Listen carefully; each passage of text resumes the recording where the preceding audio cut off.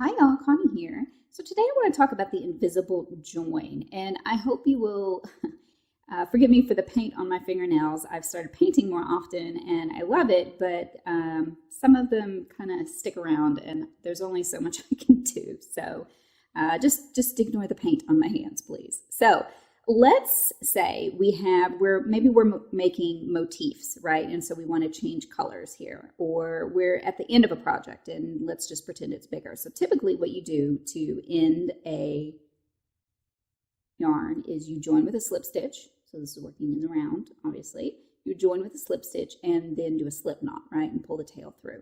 But that leaves this little tag, this kind of lumpy bump here. And so sometimes when you are working back around it, it can be confusing, it can get in the way. And if it's on the end of your project, then you've got this little knot at the end. So if you want to avoid that, let's try the invisible join instead. So I'm just going to back this up. All right, so here we are. We're at the end of our round. I've already cut my yarn, obviously. So what I'm going to do is I'm going to take my hook, and I'm just going to pull that tail straight up through the top two loops of my last stitch, okay? And now I'm going to thread my yarn onto a needle. All right. And what you want to do for the invisible join is you want to identify the second stitch. So I'm going to turn my needle around backwards here so that it doesn't split the yarn as easily. So here, this is the top of our first stitch, right? What we want to do is we want to find the second stitch because that is where we're actually going to make this invisible join. So I'm going to take that out so it's not in the way. I'm going to insert my needle under the top two loops of the second stitch, right?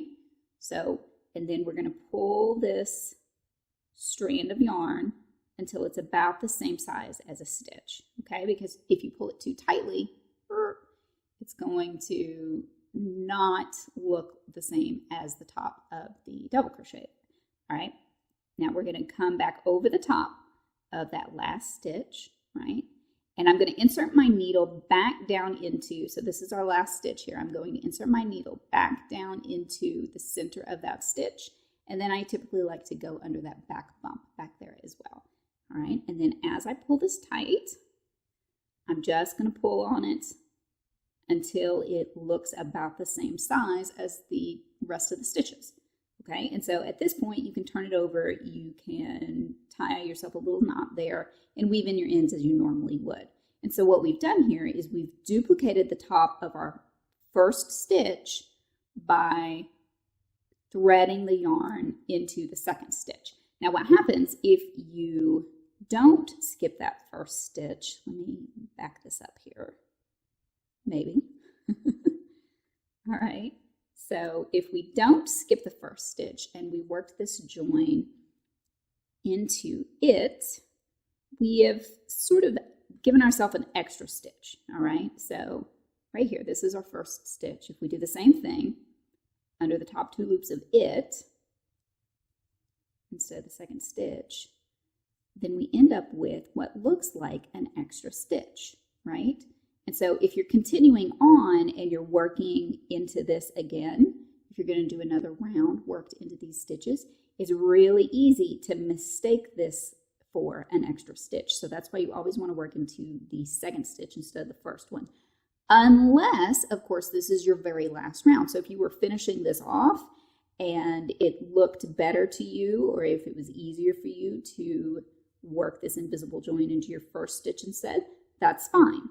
So it's up to you if it's on the very last round, but if you're going to be adding more rounds, you definitely want to make sure you work into the second stitch. So let me show you the same thing again, but on a granny square, because this is a little bit different. So there are a couple ways you can do it. You can do, so let's walk through how we would normally do it, right? So normally we would do a chain one, and then we would join with a slip stitch to the top of our first stitch and then do a slip knot to tie it off. But then we've got this little lumpy bump, right? So if we want to avoid that, we can use the invisible join. And there are two ways that you can use it with a granny square, and you'll just have to kind of experiment with them and see which one you like the best. So one way you can do it is you can work your chain 1 and then pull it through. And then same as we did before, work your invisible join over the top of the first stitch. So you insert your tail here into the second stitch, the same as we did before, all right, to join it. Another way you can do it is you can not do the chain 1. So instead stop at the end of your group of 3 here. And then you can use your invisible join to function as your chain 1. And so in this case, we would insert our needle under the first stitch. And then we're going to create this. This gray is a little bit harder to see on here, isn't it? So we're going to imitate the chain stitch, right? So we would pull it until it was about the right size. A little bit more maybe. And then to complete it, we want to come back over here to this spot, right? Because it's a chain stitch, it should be joined all the way together, all right?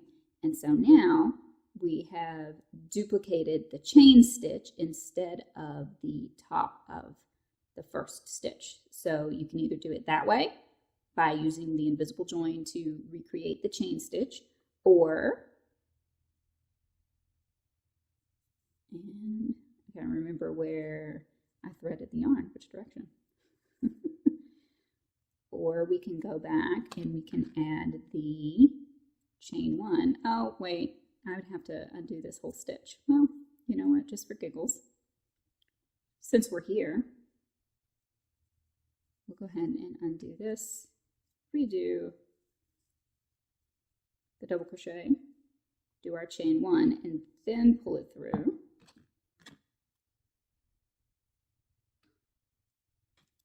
Okay, and then we would skip this stitch and duplicate here, right? So into right there, so back down into the center of the stitch, and then we're going to go down through the top of the double crochet that we're duplicating the top of, okay? So that's 2 different ways that you could do it on a granny square. And if you use an alternate stitch to start your granny square rounds, like either a chain 2 or a standing double, sometimes that will affect the way it looks as well. So experiment with it and see which way you prefer doing it. But it does give you this nice, neat, finished edge. And like I said, when you come to the back, to make sure that you don't end up accidentally pulling it too tightly, what you can do is you can tie yourself just a little teeny tiny knot. So I just loop some yarn and then I thread it through my needle through the yarn and make a teeny tiny knot. And then I can sew in my end as usual. And then that way, that invisible join won't come loose. All right, so I have one more example to show you, and this is actually a hat that I just finished, so sneaky peek, right? All right, so here is the top of my first stitch, and so I'm going to take my yarn and pull it through, thread it onto my needle. Okay, and now I can choose whether I want to duplicate the top of this first stitch by working into the second one, or I can give it a little bit of extra space there and work into the top of the first stitch. But let's do it the way that we're quote unquote supposed to do it. All right, so here's the stitch that I'm duplicating. I'm going back down into the center of the stitch that we just came out of. I'm going to go under that second loop there. And then I'm also going to go down into the center of the next stitch, or I guess that's the first stitch, right? So I'm going to go under those 2 loops there too. Okay, and so I'm just going to pull this snug to duplicate the top of that stitch. And then that is our invisible join. Okay, and so now I'm going to come to the back here. And I'm going to do that same thing that I showed you before. I'm going to make this tiny little, kind of like a half knot by splitting the yarn. Okay, and then I can go ahead and weave in my ends the way that I normally would. And then there's my invisible join, and it looks just like the top of any of the other stitches. And that's a nice clean edge there. So that is the invisible join three different times for you, so that you can see it done a couple different ways, and then in a couple different instances. And like I said, if you are on the very last round of something, you can, instead of working into the second stitch, you can just work into the top of the first stitch. So for example, I do that with my snowflakes because I don't really need to pull those stitches at the end together into a neat line. I'm just seaming it closed. But by not doing the slip knot and then the slip stitch join and then the slip knot, I don't have that little bump there. And so that's what I'm avoiding by doing the invisible join. Okay, if you have any questions about doing the invisible join, let me know in the comments. Otherwise, enjoy this technique, and thank you for your patience with my painted fingernails. I appreciate it. All right, see you next time. Bye.